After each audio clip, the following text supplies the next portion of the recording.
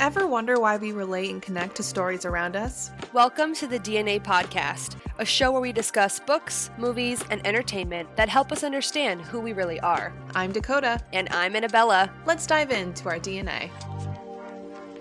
Welcome to another episode of the DNA Podcast. It is so great to have you here. But this is not just an ordinary episode. This is our season 1 finale. This is insane. Pew, pew, pew, pew. We did it. We did it. It's been a fun ride. I hope you guys have enjoyed listening and continue to listen. As always, thank you so much. But because it's the finale, we wanted to do something a little bit special. So, Anna, can you introduce our fabulous guest? Drumroll, please. So today we have an amazing special guest who is the host of her very own podcast, Processing the Process, Miss Vanessa, but she goes by Ness on social media. She's pretty baller status, and we're really excited to have her, if you couldn't tell. So Vanessa, please say hi, or I'm done hiding you. Hi, everyone. Welcome. So a little bit just to, give some nice promo to Vanessa and her podcast, her show, Processing the Process, is a show that dives into the journey of self-discovery, the lessons learned along the way, and how to transform yourself into a transparent, self-accepting human being. So I know you and Anna know each other, and she was like, oh, you know what? She would be such a good fit for our podcast. I feel like our vibes are the same. It's a very similar topic. And you chose a really fun movie today. What movie did you choose and why? So I chose The Princess Diaries. I know. I love it. It is such when I think of comfort, I don't know why. I just think of this movie and the whole series. I'm the only 1 and 2, obviously there's not a whole series of it. No, but, true, yeah. You know what I'm saying? There's something, I don't know. I was that was the first one that came to mind when you guys asked me hey, what do you want to bring to the table? And I was like, yes. Princess Diaries all the way. Yes. And it was a good choice because Anna and I always have this trouble where we first see each other on Zoom and we're like, hey, I can't wait to talk about this. Oh my God, I couldn't believe. And we have to be like, don't say anything. Stop. Save for the podcast. Wait till we're recording. But we both were kind of super excited because I was like, I forgot how awesome this movie was. Absolutely. It was awesome. Oh my God. And watching it as an adult, I was like, I did not take that away from it the first time. I'm like, what the heck? So yeah, it was cool. It was really cool. Yeah, no, I'm excited to hear us all talk about it. But unless, I feel like most people have seen this movie, but if you haven't, we have a little bit of a description for you. The Princess Diaries is a 2001 American coming-of-age film. Oh, it's a comedy film, directed by Gary Marshall for teenager Mia Thermopolis, who is played by Anne Hathaway. Just surviving each school day is an adventure. But when shocking news about the death of her long-absent father arrives, Mia discovers that he was the Prince of Genovia, making her a real-life princess. Under the protection of her estranged grandmother, played by Julia Andrews, Mia must decide whether to claim the throne she has inherited or renounce her title permanently. Dun, dun, dun. So, first impressions. I think we've all seen this movie before. Oh, yeah. Right? If you're an OG 90s Disney kid, you've seen this. Yeah. Yeah, if you haven't, get her done. All these Gen Zers are probably like, what's the Princess Diaries? I was like, let me tell you. I didn't see it on TikTok. I'm sorry. Sometimes it rolls in though. Sometimes I get the millennial TikToks and they're talking about Princess Diaries. It's a very fine gem in the rough, but yes, I find it. There's a following. Mm-hmm. She's like, I'm in that following. Well, anyways, I guess this episode's for those guys. Hello, welcome. Hello. Oh my gosh. Nah, I loved this movie when it came out, and watching it again, like you had said, it was just nostalgic and it was comforting. And I feel like I must have watched it so many times because I could feel myself anticipating lines. Mm-hmm. The soundtrack, I was like, oh, I love this song. Mandy Moore, I was like, girl. Don't get me started. First of all, before we get into the movie, we have to touch on the soundtrack that you just mentioned because it is iconic in every single way. It really is. And especially the ending credit song, Miracles Happen. Was literally just singing it before we all copped on. I rediscovered this song maybe a year ago, and I was like, that was at the end of Princess Diaries. And I added it to my Spotify. It is on my Hot Girl Walk list. Oh, that's I love it. Yeah. because it's so powerful. I'm like, it really is though. How dare they make this one song and have it in this one movie? Like, come on. Yeah. Name another movie you've heard it. Yeah, I've never heard it ever since. Like, it's just, that was it. It's like sprinkled into the archives of my childhood memories, and that's it. Absolutely. They did not have to go so hard, but they did. Like all across the board. I mean, I forgot about like Mandy Moore's little like beach song like scene that she does. Yes. And I was like stupid cute. I was like, I know all the words to this. Yes, you do. Oh my gosh. Isn't it so funny how it's just like when you watch something, it's just like memory unlocked and you're just like reliving. You're like, oh my God. Yeah. My sister and I used to kind of go back and forth with like quoting our favorite movies. And like this one was one of the ones that were just deep in the archives. We were just love it. Oh my God. Yeah. I mean, I think it's a good one. I think it's a super good one. I mean, right off the bat, I knew like obviously like the main plot of it, but kind of what Anna was saying, there were so many parts of it that I just didn't remember being so like in your face. Like I knew she was kind of like the nerdy girl, and I was like, oh, I get that. I was quiet in high school, like whatever. No, the girl was straight up invisible. Somebody sat on her, and I was like, oh my God. The beginning where they're like, Miss Gupta, like the principal, she has no idea who Mia is. She's like, oh, hi, Lily's friend. I was like, bro, literally. Oh my God, I felt so bad. Yes. It's awful. But there's so many other things you pick up too, aside from like, you know, the first time watching it and like getting a perspective there. But like now watching it as an adult, like there's certain things that I did find, like the bushy eyebrows, like half the bushy eyebrows there. If you look really closely, it's not all hair, my friend. Yeah. Like a little marker up in that bitch. Yeah, they accentuated those brows. Hell yeah. I was lied to.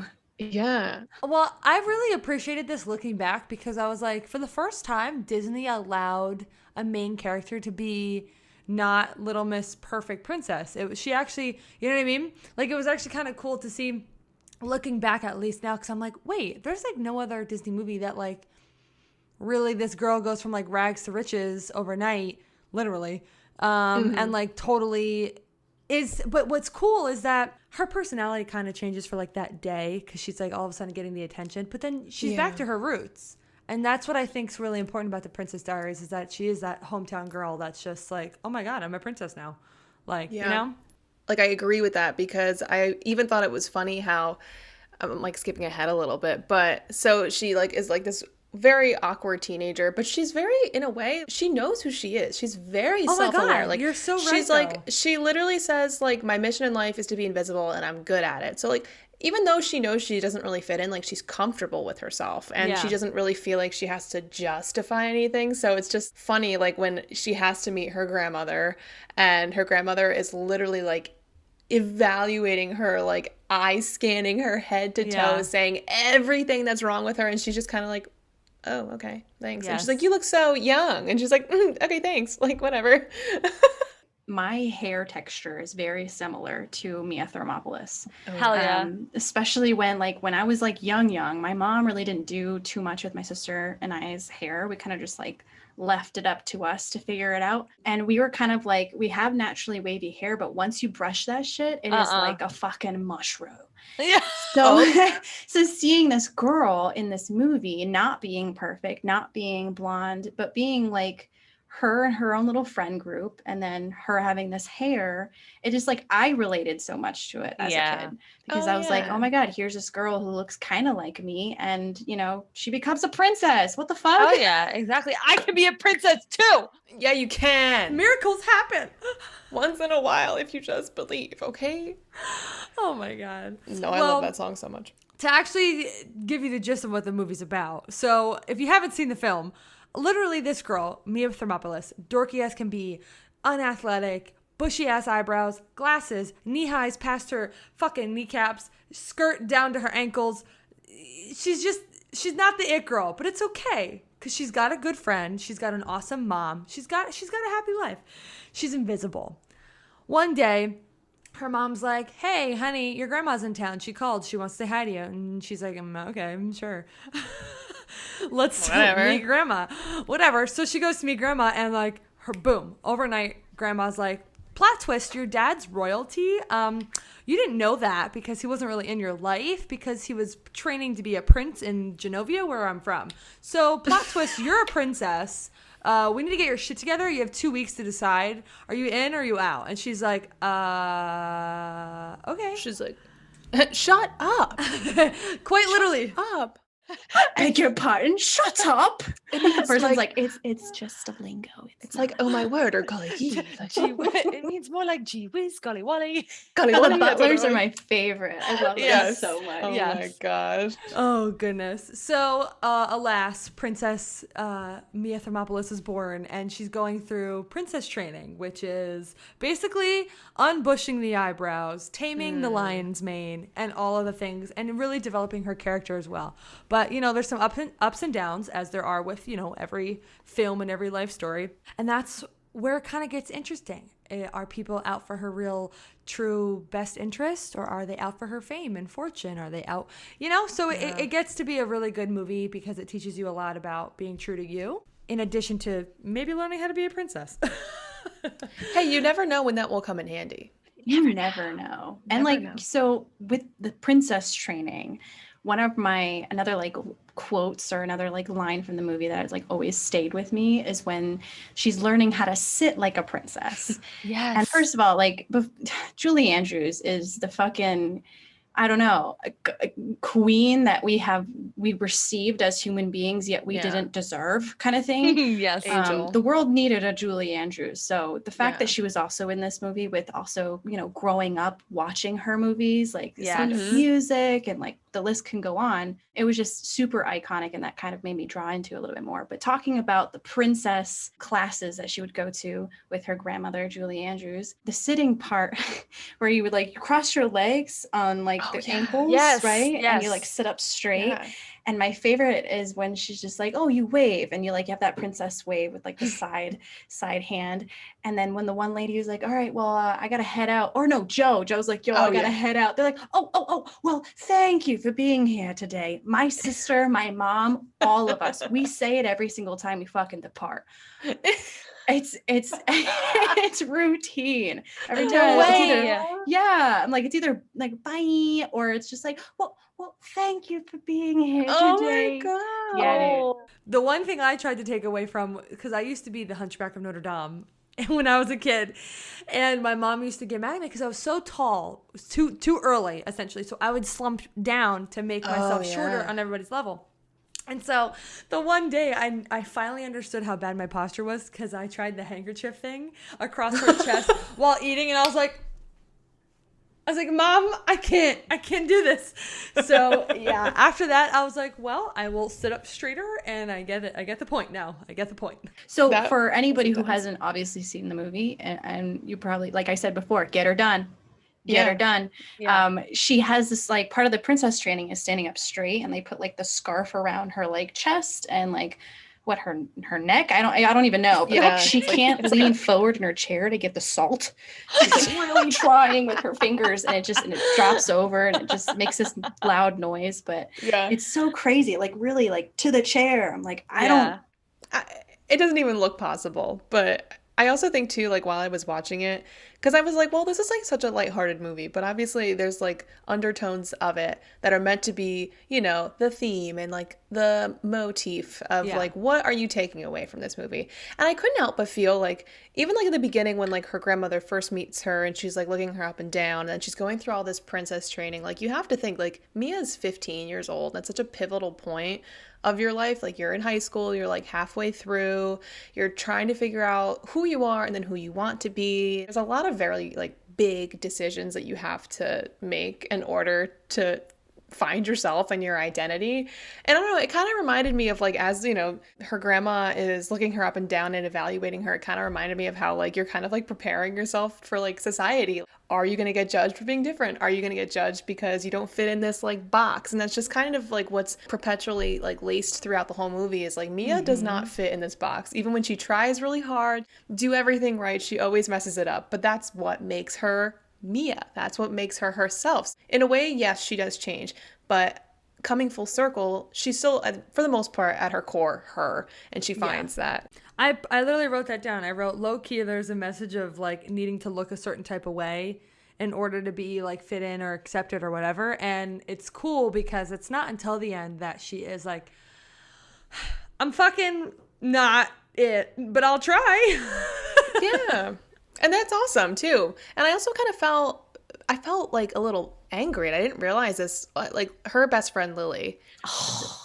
She's a very so much like, I know what I stand for. I am this type of person. Like, she's very, very confident in who she is. And she's very, like, judgmental of people who are not sure who they are, which is, like, Mia's position. So, like, that one scene where, like, Mia gets this beautiful, Paolo gives you this and this, and we give you a princess. And it's a beautiful reveal. She's got, like, ironed hair, and she looks phenomenal. She does not look 15 because Anne Hathaway probably was not, but she looks great. And, she goes to school and she's already kind of like anticipating, oh God, like people are going to see me and like I have to like put a hat on or whatever. And like, but she picks up her friend Lily first in this like nice limo and she's like freaking out about. But the thing also too is like, I can't believe we haven't said this yet, but the whole secret is like she can't tell anybody that she is the princess. The whole like press would break out, so she's been keeping this a secret with herself. So her friend Lily doesn't know at this point, but essentially her friend Lily sees her looking gorgeous, rips her a new one, and is like calling her like a sellout and a phony, saying that she looks You're an like A-crowd wannabe.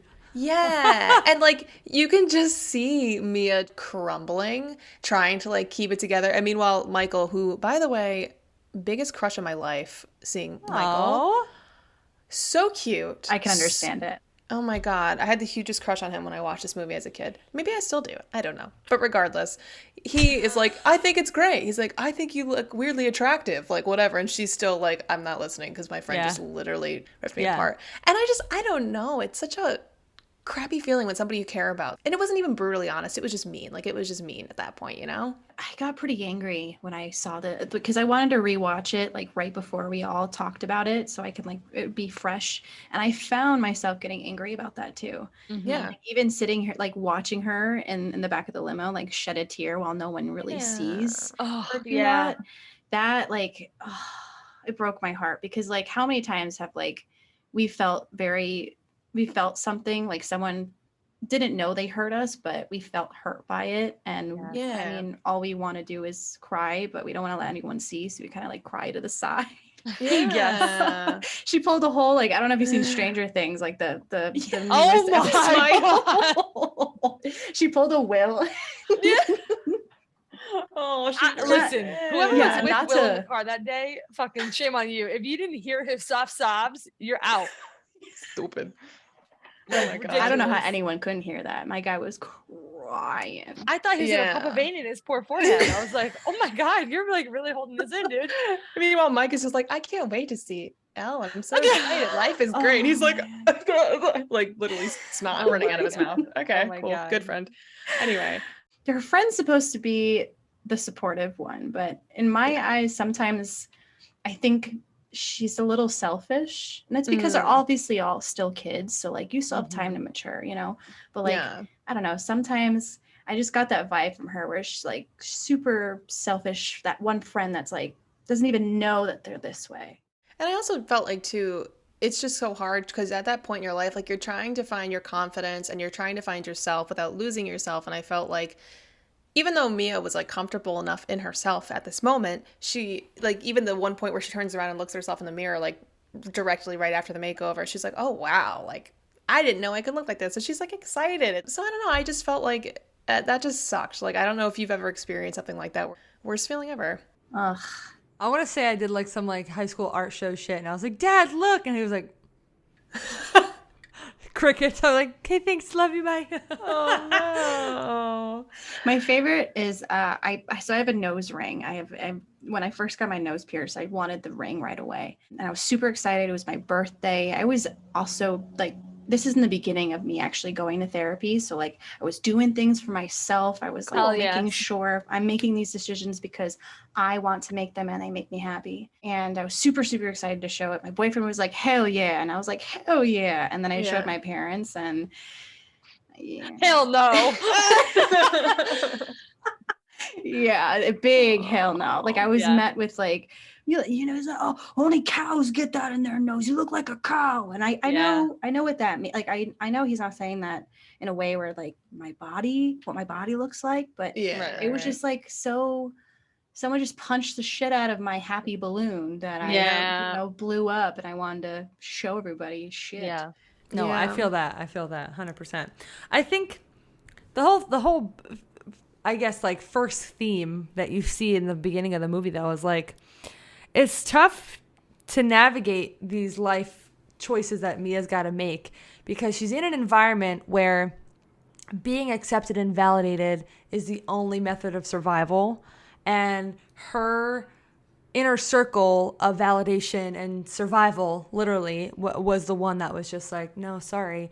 And it's like, what, so she has a choice to make. Do I choose the acceptance and validation of my grandmother and this greater good, or am I choosing the acceptance that I've had for myself this whole time, which is my small core group of friends? And it's interesting because Lily is this beacon of light in terms of like, we can inflict change and and I'm with it. However, in that moment, she doesn't realize that she's making Mia choose between this greater good aspect of serving literally a country and being a princess and doing all these things versus just not being an A-crowd wannabe for Lily's own purposes of happiness and other motives. You know what I'm saying? Like that, I felt like that one little moment of just like the lash out of the friendship. There's so many more layers than maybe Disney didn't even intend. I might be on my woo-woo shit. It's fine. But I don't think so. I think that it's a big choice right then in that moment that clicks something for her where she's just like, fuck, okay, well, I can't even tell you why I'm doing this because it's for a greater good. And I have to sit here and hurt you in the hopes of appeasing a different whole subset of people in my life now. Like, it's heavy. Yeah, I also feel too, like, as hearing you say that, it reminded me that there's also, there's two sides to this, situation. You have somebody who is kind of holding on to a secret and is trying to keep it a secret, but is also like super excited about this whole makeover and feeling very confident and having somebody bash on it. But there's also a friend who has been loyal to somebody and sees a very dramatic change in them, and it has like a little freak out and honestly a genuine moment of jealousy of, well, why are you getting all these things? Why are you picking me up in a limo? Why is all this stuff happening? What's going on? And I've been in situations where I almost wish that I had a friend not as severe as Lily, because that was really mean, but would just be like brutally honest if they noticed a change in me, because I've had people who never like said anything, and then you learn it the hard way, and that's just how life works. But it would have been nice to have a friend being like, hey, like, you're kind of like acting really like different lately, like what's going on with you? You know what I mean? Mm-hmm. I haven't had a friend do that for me. I've had them call me out. And like, how did that feel? Oh, it felt so shitty. And they're like, you're dating this guy and you're just like so different now. And I was like, fuck you, you're jealous. Is she an Aries by chance? What's Aries? Is late March, early April. February. No, she's Gemini. Okay, that's another one. That'll do it. Yeah? I literally, Geminis for sure. I have an Aries friend who just every time, like, I can't put anything past her. She sees right through it. She's like, what are you doing? I love it though, because I need that, Yeah. How often do we change ourselves without really knowing? You know what I'm saying? And like maybe for the worse, and we don't have anybody to kind of point it out, so we just kind of keep propelling ourselves that way. It's nice to have someone like, hey, what the fuck is that? What are you doing? I think in general, as like a human, we don't like to have the mirror held up to ourselves. It's like, absolutely not. We see the mirror and we're just like vampires. We're like, so true. It's just immediate discomfort, immediate get it away from me. Like, no, you're wrong. I'm fine. You're not fine. I'm fine. And that, folks, is number one reason why people don't go to therapy. Yeah. Oh my gosh, you're so right. You were so right. Yeah, because I know a bunch of people that definitely should, but it's it's like therapy is almost that mirror. It's the hand that holds the mirror, at least. Oh my God, like it shows you get to see everything, the ugly, the good, like the bad, the not ugly, like all of that stuff. And most people are super uncomfortable with sitting in that. So that's why they don't. Yeah, because also like change is hard. Like if change was easy, then everybody would be doing it. You know what I Which mean? kudos to Mia, because oh my God, being 15 and then like having all this other shit happening at the Oh my same God. time. Like, Yeah. Yeah. I mean, I probably have a meltdown. I'm just trying to be a 10th grader. You know what I'm saying? Yeah. I'm trying to just get my Yeah. A's and be out. And speaking of 10th grade, I do want to actually highlight when all these movies came out in the 90s, we had like the Cinderella story, we had a bunch of like Disney movies coming out with like all our favorite actors and actresses Hell from Disney Channel.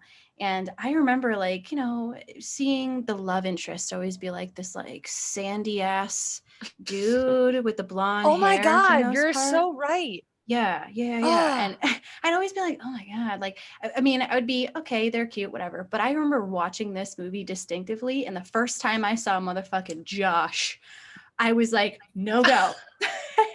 He is not it, girl. He is not it. I don't trust him. I bet Red he flag. smells weird. Yeah. No. Mm-hmm. It's funny because I was the opposite when I saw him. I was like, oh, I remember you, Josh. Like, I was like, it like brought back like nostalgia. But then I like got like a deep look at him and I was like, nah, go fuck yourself. Like, I also love how like they used him to kind of they used him and like the Hannah Fofana girls, like they used them to be like, hey, when you become something in your life that is bigger than what you could ever imagine, there's going to be people who never saw you. They're going to try to see you. Oh, yeah. You know what I'm saying? Like they're going to try to pretend to know you. They're going to try to get close to you because they want not you, what is coming off of you, the light that is shining off of you. 100%. So I loved that was, I mean, it made me angry because I'm like, girl, she just wants her first kiss. Like, stop. She wants her foot to pop. Come on. Yeah. And like the Hannah Fofana, both banana, them bitches, they're like, oh, you can change in here. Takes the whole thing off. I'm like, we finished each other's sentences. I was like, bitch, name one sentence you said with Mia, like collectively. No. I got so angry. No, but I'm so glad you brought that up because I even made a note of that too, where people tend to gravitate towards you when you have something to offer to them.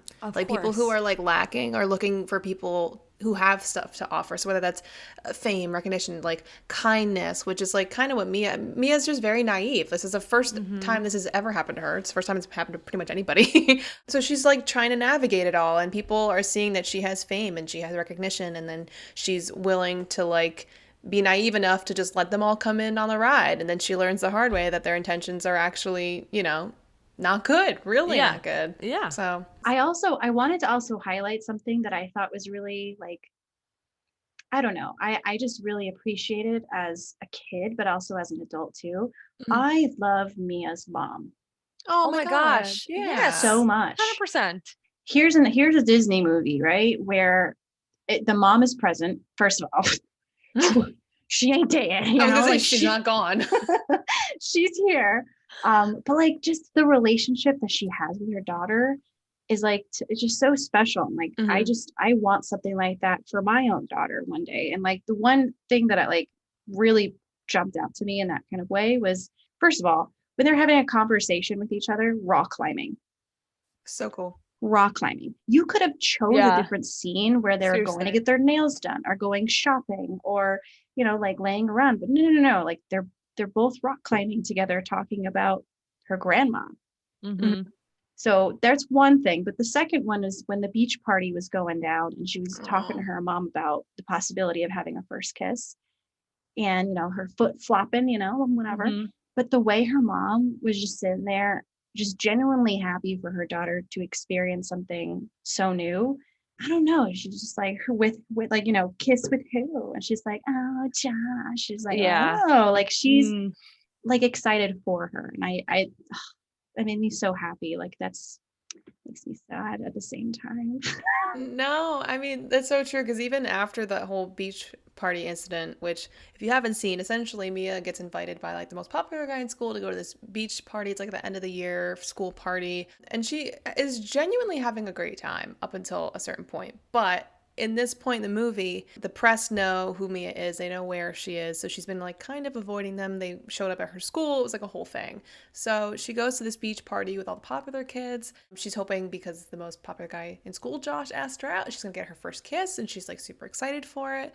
And then everything just gets sabotaged by a bunch of mean girls and even Josh himself because he just wants his 15 seconds of fame. Oh, yeah. But essentially, she has a very terrible time where she's humiliated by the press. She gets her first kiss, which is forceful, just because it was forceful. Just because of the press is there and, you know, whatever. And it was not a good experience. She tries to like change and then the whole tent gets lifted up in the middle of her changing. So all in all, it was a terrible night. But connecting back to her mom, like she goes home and like she's just like crying in her mom's arms, and her mom, like, I forget the exact line, but she's just like, you know what, normally I would say like, come on, be strong, but you know what, you were really hurt, like you just cry, you just let it out. And I was like, yes, sometimes you just need to cry it out. Yes, what she said, she mentioned her mom never let her cry. Oh yes, that's what it was. Yes, she was like, my mom never let me cry when I was sad, but you've been hurt, so you just cry. Yes. Yeah. Oh my God. That like makes me emotional. Like I have chills right now just like thinking about that. That's just, I loved that so much because like her mother shaped who she is, who Mia is as a character. Yeah. You know, like that's why Mia has that gentle side of her, that thoughtful side of her. Like, and that comes out more when she be in like Princess Diaries too, when she becomes, you know, like an actual you know, active member of the royal family over there. You know, it's all because like that mother nurtured her and her feelings and her emotions, and she was there for her as like true support. So I love her mom. I have a weird connection that just came to light as we were just discussing this. So the mother literally reveals in that moment, like, my mom never let me be expressive, and now she's an expressive artist who's like, you know what I'm just saying? Yeah. Can we talk about that scene that I want to do so bad? I've wanted to do it ever since I saw the movie, where they have the paint in the balloons and they throw darts at it. That looks so fun. So much fun. And Mia finally gets one and it explodes and her mom is just over the moon, you know, like, their house looks so much fun. Like, I don't know how one gets a firehouse like that, but girl. No, I would sign me up. Where? Yeah. I also want Fat Louie. He's really cute. Yo. Okay. So my cat, his name is Poncho, like the rain poncho. He is a black and white cat. And he looks very like literally the same markings, except he has like a black dot on his nose that makes him different from Fat Louie. But when we saw this movie growing up, and we had, because I got him in 2006, that became his nickname. We would call him Fat Louie every so often. And I love Fat Louie. He's just the cutest. God. And they have a pretty sweet setup in her bedroom. Yeah. She's got the loft or the tower. She's going to the tower. She's like, oh, and Julie Andrews is like, she has a tower, which I love that, because it's like, okay, we're talking princesses, we're talking royalty, tower. Yeah. She was born for this. Oh my God, one of my favorite lines from that specific scene is when she's like, what's next? Or you're going to tell me that I have a royal cousin or something. And Julie Andrews is like, no, but you are related to a countessa. She took it seriously. Yeah, she's like, related to her countessa. His name used to be like, it used to be his name like Bernard or something. Yeah. Now we call him Pookie, or now we call her Pookie. And it's just very fast, a very fast line, but it's hilarious because I also think it's iconic that Julie Andrews is like, oh no, we have a countess. I used to be a count, but now he is a countess and we call him Pookie. Wait a minute. In terms of him being like trans? Yeah. And that's not the first time. Okay, they have made so many other, like, okay. When she's going to her princess lessons and Joe's driving her and he's like, I had to go pick up the pantyhose and the shoes for you. And like, this San Francisco's a strange place because they asked me if they wanted them packaged or if I wanted to wear them out. So that's amazing, because this movie, for it being like, let's just talk about that for a second. It's so fucking old, this movie. 2001, dude. It has made some very relevant ass topic points that we are just starting to see now in our daily like television and whatever. Like, that's wild. Yeah. It's so before its time. It was, and like, not in a very blatant way. Like, it was just very subtle. And the fact that Julie Andrews forefronted the whole movie, like I honestly think that really did it for like the gays, theys, and like it really did it for all of us, not lonely women. Yeah. I love her. She's an idol. No, she's the best. Yeah. I was just looking her up because I was like, she's alive, right? And I was like, oh my God. And I like quickly after I watched the movie, I was like, oh my God, did I miss this? And she's 86. She's still kicking. Still kicking, y'all. She is still kicking, but you know what? She's going to be our Betty White. She's going to be our Betty White 2.0. That's right. I'm gonna have a fucking visual. Yeah. Okay. She means a lot. Yeah, she's the best. I love that girl. Talking about the pantyhose situation though, let's go back to Joe. Oh my God, yes. I love Joe. He is by far, like, first of all, when I found out him and Clarice, Julie Andrews, like, kind of have a thing. Oh, they have a thing. I never screamed so hard than, like, recently watching this movie and, like, remembering, like, that, like, the scene where they're dancing. I was like, oh my God, that's right. Yes. I love the second movie. We won't go there. I don't want to spoil anything. I know, but yes. Love it. I was like, finally. Thank it's you. Happening. No, but it's like genuinely sweet though. And I don't know if it's just like under wraps because of like status or just because that's just what they want to do. But I love it. It's because it's very genuine and it's very kind and sweet. And he's kind and sweet too, which I really like. He's supposed to be this bodyguard, this suave dude, but like, I mean, when the whole, the whole paparazzi thing went down at the beach, he was the one who told the grandma, like, hey, my sources tell me that the dude was freaking, he was fucking up some shit, like that. And like also being just, he's never met Mia Thermopolis before, never met her in her life, but like he became such a hero for her too. So it's like, oh, my favorite though is when she's picked up in the limo and she's like, so like he's introducing, he's like, yeah, no, it's Joe. And she's like, Joe, Joseph, Joey. He's like, ha ha ha ha. No. Joe. My favorite. Yes. Because he goes from like happy to ha ha. No. So serious. He's the best. He actually says one of my favorite quotes. It was actually after the beach incident. And he says, no one can make you feel inferior without your consent. I wrote that down. After that, like, so I actually had like a bit of a moment because I tend to allow people to let me feel inferior constantly. Like that's like one of my downfalls, as I take people's words and what they say as if they're like arrows straight through my armor. But when he said that, for some reason, just something clicked in me and I was like, you're goddamn right. I don't have to give them the, like all of a sudden, you know how it just like takes somebody saying it the right way? Yeah. Literally the quote was just replaying in my head for the last couple days, just being like, oh my God, I give that motherfucker consent to make me feel, oh my God. Like I like relived my whole life of me literally giving people permission to make me feel a type of way. Say that quote one more time, just for the people in the back. Yes. No one can make you feel inferior without your consent. Damn. I do want to say, because we mentioned more towards the beginning how Mia kind of loses herself a little bit because she doesn't really know where she falls and she's trying to find herself. And she makes like a bunch of mistakes in one single day because she's overwhelmed and shit happens. And she's also, like you said, in 10th grade. Hello. It happens. So are we talking about the dinner? I wasn't going to talk about that, but yes. Yeah, there's like a string of mistakes here. Okay. Yeah. Like I love how like they all kind of affected each other as time goes on. Copying, yes. Yes. Oh and my God. I gotta say, like the best part, besides like the frozen ice cream where they're like trying to, I don't know what the whole game was there, because like were they just trying to like not mimic, but like I think they saw her as like somebody who was slightly above them and they wanted to respect them, so and not to make her feel ashamed of what she was doing. So they literally were just, if she was doing something, that they had to do it too. So it was this domino effect of like, she's eating the ice cream, oh, we have to eat it too, oh my God. And there's just like a bunch of buffoons. Yeah.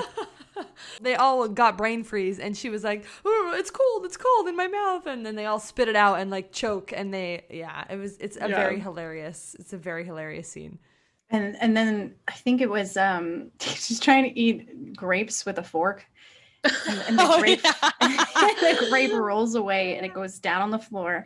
And like if it was me, I'd be like, well, I leaving it. I'm just going to keep on eating, but she was like, oh no, let me go get it. I was like, Mia, don't. Yeah, stop. So of course she goes get it, and like someone trips over her butt because she's like underneath the table, and then that guy, draws he has like he was like a waiter holding a bunch of water, and the water gets on somebody else, and it just like next there's grapes flying in the air, and it lands on the sweetest the sweetest man's plate, and he's usually quiet, a very serious man, and he's sitting next to Julie Andrews, and he looks, and my favorite is he looks at the grapes and he looks up in the sky.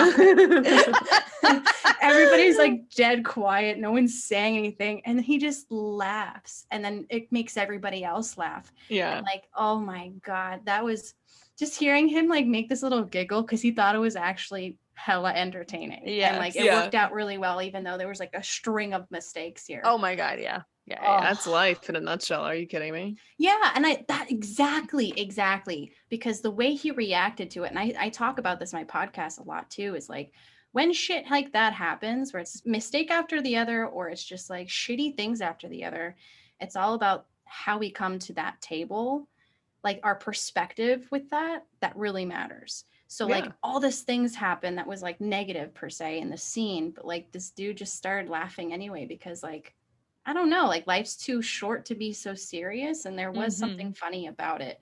So like, I don't know, I love it. The best. I feel like it also was good, like it was just a good representation of like perspective too, because it's like old man, I don't know like his position, but he's clearly a somebody at this table, very serious. I'm sure his job is very serious in this universe. And so for me, like this kind of stuff happens all the time, and like as somebody who is also like a klutz, I know the feeling of like shame of when you try to do something with the best intention and you just are klutzy and you mess it up, and it is what it is, and you just kind of have to roll with it, but you're still like, oh crap, like I really needed to not have that happen in this moment. And meanwhile to somebody, he was like, this is the funniest thing I've seen all day. So that's true. But you know what I mean? Like it's a perspective of like, okay, like it's all good. Like it might have been the worst day for you, but like for him, he was like, this is hilarious. I just love this. Grapes fell on my plate. Like the way he looks up, oh my god, it gets me every time. Yeah. It's like, what? His laugh got me. His laugh got me. It's like the perfect little old man laugh, and I was like, wow, okay. And then my favorite is like right before that happens, and the brain freeze is right before that. Julie Andrews turns to him and she's like, have you ever gotten brain freeze from ice cream? And he just looks at her and he goes, no. Yeah, so serious again. You're like, and it's over. Okay. I think her crawling under the table is also her being like, it's like a symbol of her being like a little kid, because like when like a little kid drops like their cereal or whatever under the table, and you're just like, oh, I gotta go get it, like that adult aspect of her just isn't there yet, and it's okay, it's developing. But you put fucking the council of fucking Spain and France or whoever the fuck at this independence fucking dinner session, and you're just like, how did you expect this to go? Like, really, though? She's, again, 15.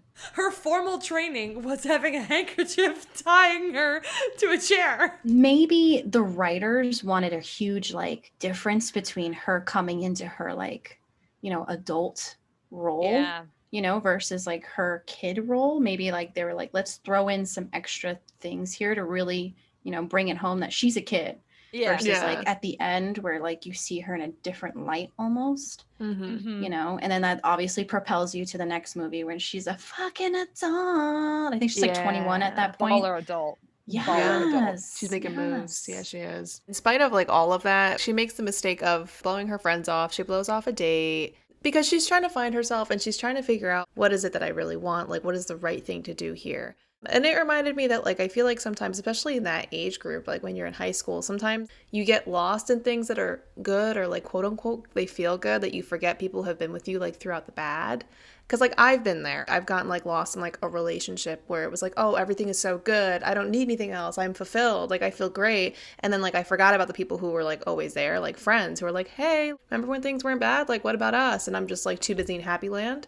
And like you learn that lesson the hard way after that. But it just reminded me of that feeling of, it's kind of like an emotional like journey you kind of have to take. And I feel like especially like when you're young, or like even maybe in college or something like that, it's like a really hard lesson to learn. And I think it kind of goes back to the validation thing that we talked about before. Like She went from being in a world where she only had 3 people that validated her. Mom, Lily's brother. And that was all she needed because she was comfortable in the fact that she was invisible and that was her identity. That was her. She was like, I'm cool with this.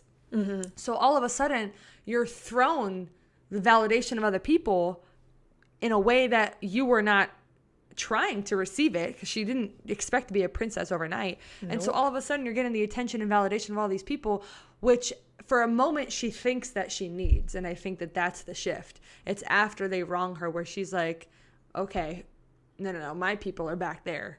And that's where I'm gonna stay. And so that's why I think it's cool because she dipped her toe into that popularity pool and she was like, nope, we're good. Okay, thanks. With Michael, he asks, he says, why me? And she's like, because you saw me when I was invisible. I thought that was I mean, they were the ride or die since the beginning. They saw that she existed. They were there with her throughout her experiences as just growing up in San Francisco. But, what a line. So many good one-lines in this entire movie. Really, though. I have one other line. So as the movie progresses, right, she finishes her princess training. She goes to that dinner situation. It's a shit show. She apologizes. But now that her princesshood is out and about, there's the beach bash that goes horribly wrong and she gets stuck in the press and da-da-da. So she's on this edge of being maybe I shouldn't just be a princess. Maybe I shouldn't. And Lily is mad at her.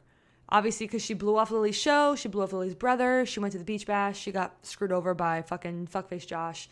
And Lily's like, you have all this power. I wanted you to be princess. And she's like, what are you talking about? You've been bashing on me this whole time. I finally am not being princess because I've royally fucked up everything.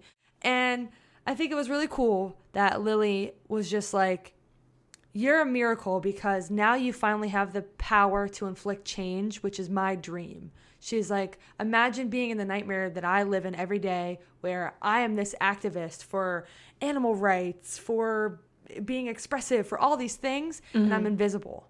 But you're finally not invisible anymore and you have the opportunity to do something. And I think that's also what helps shift Mia's mindset too. It wasn't a princess title bestowed to Fana Fofana, which would just perpetuate. Right. Yeah. Right. Yes. Just really not. She's Lily's pumped because here's a person who is a decent human being and she knows her the back of her hand, has an opportunity.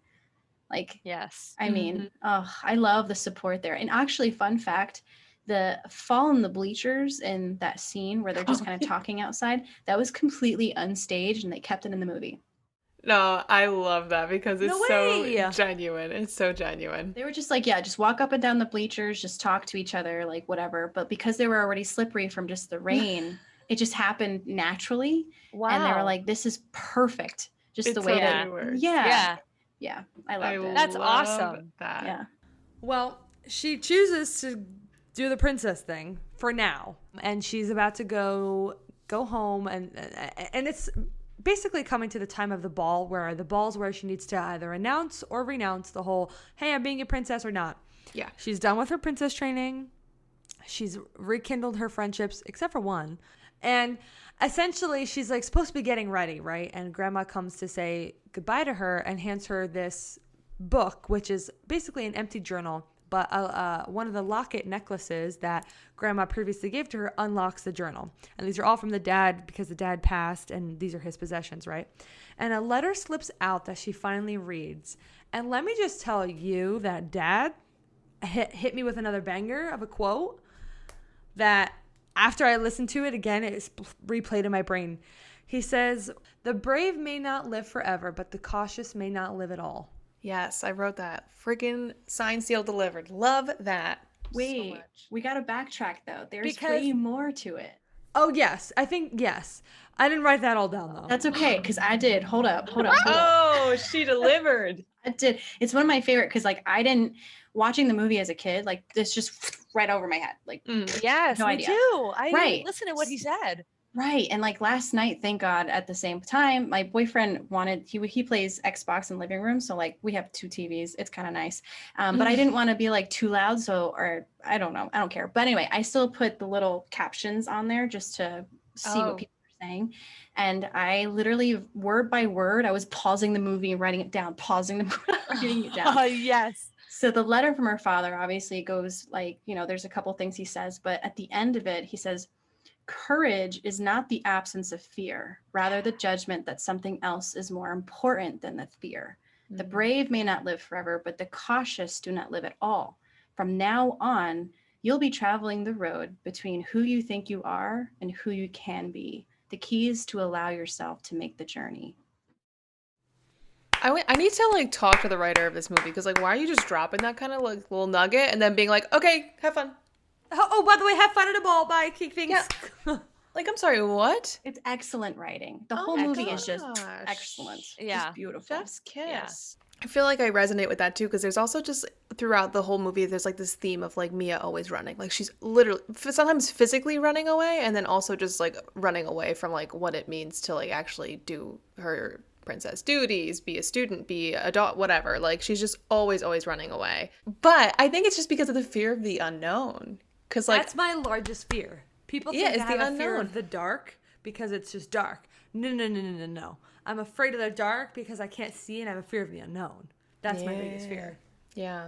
So in general, I don't know if you have anything to share about that, but just is there sometimes that you felt like fear has like prevented you from doing something really important, or was there a time where you decided, you know what, I'm going to do it anyway, like screw it, like whatever happens, happens? I would say my podcast specifically and just like the platform that I have attempted to create with Medium and with Instagram and with the podcast itself. One of the reasons, so I started the podcast in 2020, and one of the things that kind of kept me from really just putting my heart and soul into it and just like going forward was fear. I didn't really know what to expect. I don't know, like the fear of just people knowing who I am, because this podcast and what I blog about specifically is very vulnerable things.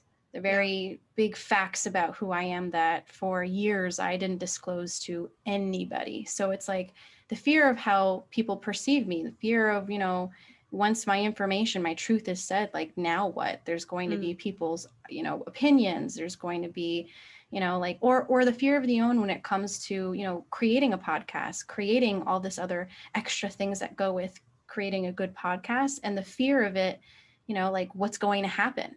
Yeah. We're obviously we're doing it because this is what we love to do, and we're passionate about it, and it honestly brings us joy.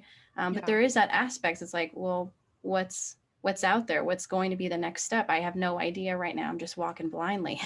Can't see nothing. Yeah.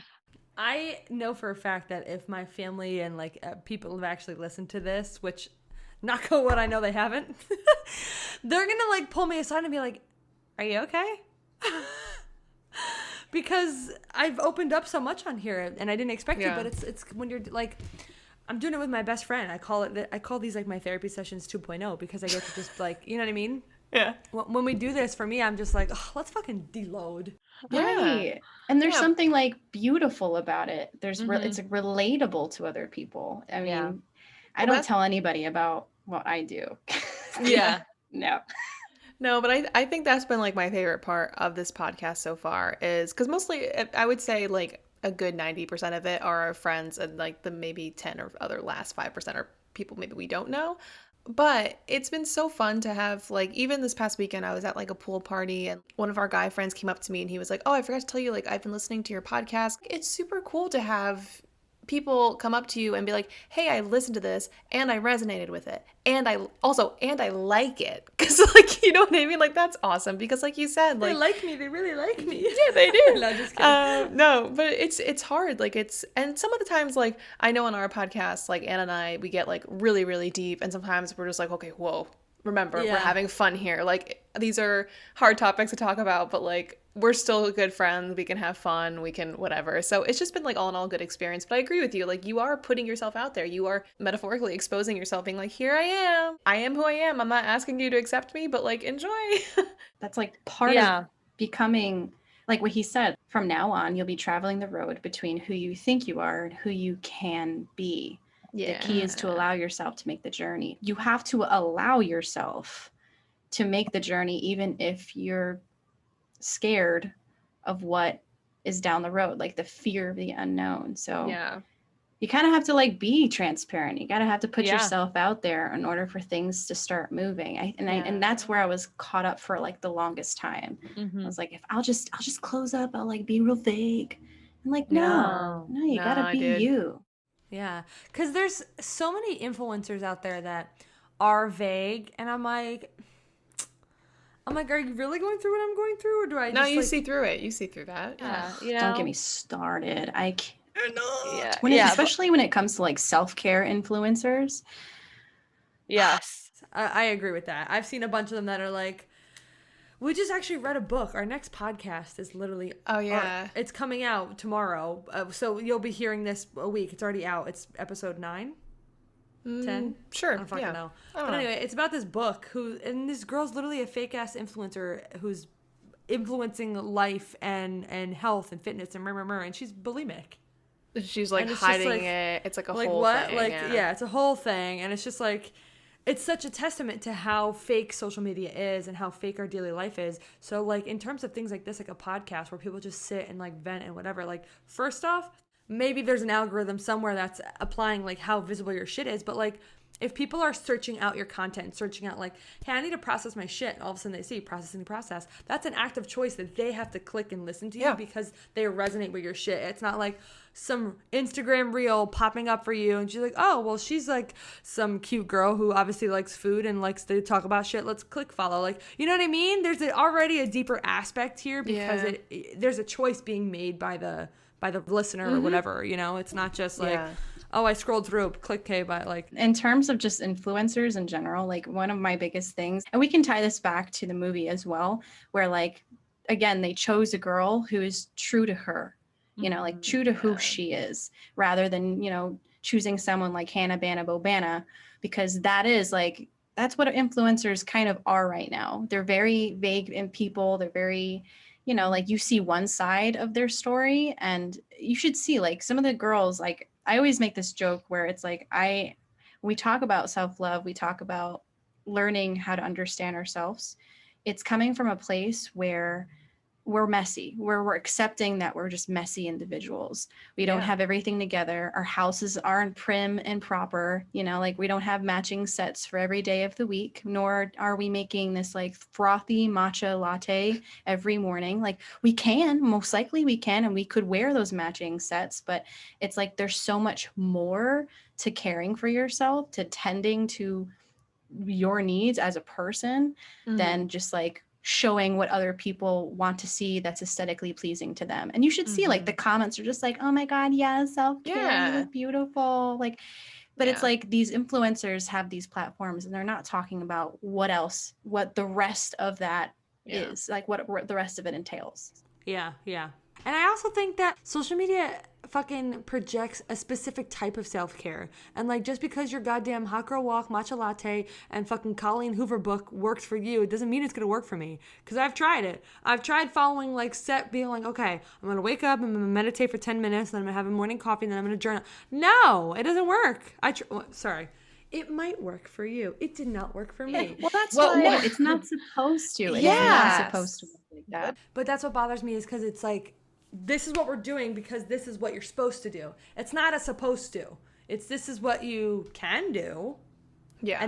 But nobody projects it that way. It's not a one size fits all type of thing. And I think that's what they try to promote it as. Like, you can also do this too. You can also do this. Buy my hair growth gummies and you'll look just like me.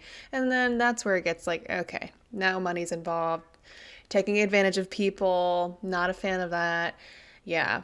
And you know, I mean, just circling back to the Princess Diaries, like that's kind of like what Mia kind of gets like a little taste of like this like superficial world of Hannah Bobana and like her clique. They all look a certain way. They're all like loud and like, I'm here and like, I'm whatever. And she's just not that. And so when she finally gets like a little taste of, okay, like people know who I am now, they're just like ready to like sink the claws in. When she smeared the ice cream on the one Hannah's like outfit, whatever, after like they're making fun of her and her friend, they were making like comments about it, like, and she just got up and just like shoved the ice cream cone on Hannah or Lana's, you know, cheerleading outfit. And I thought that was just like, I don't know, like, again, she was like I think she says something along the lines of, sure, like my hair and stuff will change, but like you will never stop being a jerk.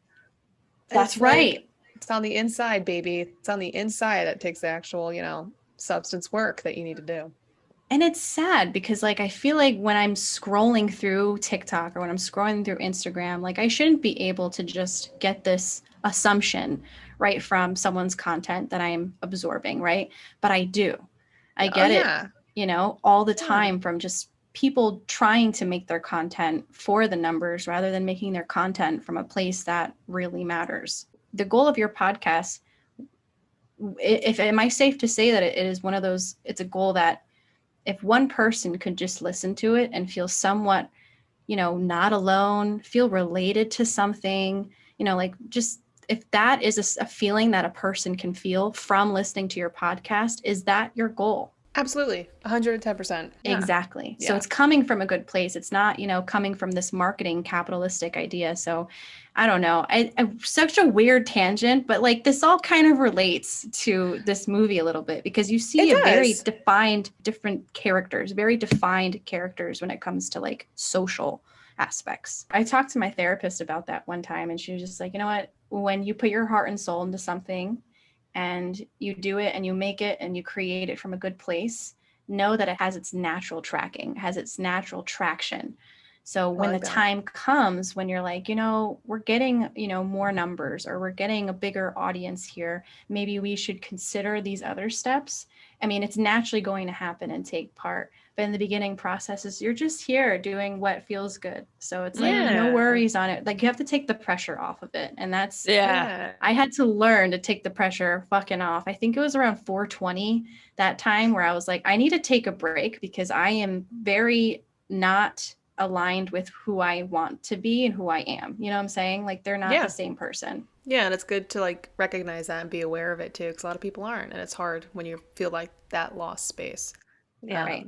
Is there anything else that you guys wanted to say before we do like the ratings and like wrapping up? One of my favorite quotes, I just wanted to kind of have to drop this in because I don't know. It's the couple that if Princess Mia doesn't take the role, this family will take over Genovia. Oh my god. Oh my god. My favorite is when like everyone's walking into like it's like the dinner, right? So everyone's walking in, taking their time, and the guy leans over and he's just like, when we take Genovia over, your face will be on a postage stamp, to his wife, who's like really weird looking. Yes. She's a very harsh looking woman. Yes. Very defined. Literally scary. One of my favorite scenes that I laugh so hard, and I remember laughing so hard watching it when I was a kid, and I fucking laughed just as hard as an adult when Paolo Puttanesco, or whatever the fuck, literally meets Mia for the first time, and he's like, "Oh, where's their and he screams. It sent me so fucking hard because his scream is just. I can't believe also he was the one who sold her out. That was so weird. It needed to happen for the plot, but I was like, I don't know. I feel like he was pretty much like, I've done this before. I've done it plenty of times. Paolo knows best. The writers were just like, who can we blame? And then they gave no repercussions to. He came back at the end like, I can fix this. Like, what? Okay, welcome back. Whatever. God. Well, if there's nothing else, I'll start with you, Vanessa. What would you think? Rating it out of 5. What did you think? I am personally biased. I personally got to go 5 for 5. Easy. Done. I'm doing 5 for 5 as well. I'm locking it in. I think it's a 5 of 5 for everybody. One of the reasons, or several reasons as to why I say 5 out of 5, has to be a lot of the screenwriting too. Like just the writing of the movie. Sometimes I can pick out certain like cheesiness of a movie where I'm just like, I don't even care about what the movie is anymore. I'm done. I'm out. Yeah, I agree with you. Yeah. But like this is so like it's like natural. It's not forced. It's the writing was like there really was a great, I don't know, character development. I don't fucking know. It was just good writing. Mia, played by Anne Hathaway, they couldn't have picked a better fit for it. She's like goofy, was that right? Yeah, like she's whatever. And to this her day, mannerisms. she's like my favorite actress, like of all time. Yes. She's a bomb. This was a good one. This was a good one to end on. Because I also too was like going into this and I was like, well, I know I love this movie and I haven't seen it in a very long time. And honestly, I loved it just as much, if not more. like you said, there were so many things you miss. Like as an adult, you're like, oh my God, I have a totally different perspective. And I'm not gonna lie, I think it's kind of important to do movies like this sometimes, because we've been doing some pretty deep ones where like the underlying messages are avidly right out there in your face. Like you can't miss them. And that's why people watch them and they cry and they're like, oh my God, we love this movie. Cathartic moment. Yeah. Right. But I think it's important to show that like, hey, like Disney did this back in the fucking early 2000s. And like this happened and probably paved the way for a lot of girls. Like, Vanessa, this obviously impacted you as a kid. And some way, shape, or form, and at least you resonated with Mia. And I think that's just really cool to highlight, because we don't do that in our daily life in the mundane items that we watch or the things we hear or whatever. And that's kind of what this podcast is supposed to do, is we don't want to just coast through life and be like, oh yeah, I watched that great movie. Okay, it was great. Why did you like it? Yeah, the actresses were hot. No. Yeah. I liked it because it made me feel a type of way, because I felt myself represented, because I felt it in my DNA. Yeah, you felt it in your butt. Yeah, you know? So, there you go. As a girl growing up, like I personally always kind of felt invisible.